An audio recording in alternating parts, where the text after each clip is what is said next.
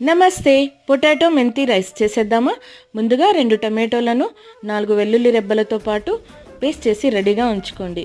ఒక కడాయిలో ఆయిల్ వేడెక్కిన తర్వాత ఆనియన్ ముక్కలు వేసి, తర్వాత కొంచెం జీలకర్ర, సోంపు వేసి, పచ్చిమిర్చి, కరివేపాకు, కట్ చేసుకున్న పొటాటో ముక్కలు అన్నీ వేసి ఒకసారి కలపండి.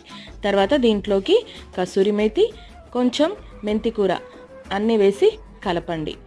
తర్వాత కొంచెం పసుపు, తగినంత కారం, తగినంత ఉప్పు వేసి ఒకసారి కలిపి ముందుగా రెడీగా ఉంచుకున్న టమాటో పేస్ట్ను కూడా వేసేయండి. ఈ మిశ్రమాన్నంతా ఒకసారి మిక్స్ చేసి మూత ఉంచి కాసేపు మగ్గనివ్వండి. పొటాటో ముక్కలు ఉడికిన తర్వాత ముందుగా వండి రెడీగా ఉంచుకున్న రైస్ని వేసి కొత్తిమీర కూడా వేసి ఒకసారి కలిపి 1 నిమిషం పాటు స్టవ్ మీద అలాగే ఉంచి దించేస్తే పొటాటో మెంతి రైస్ రెడీ.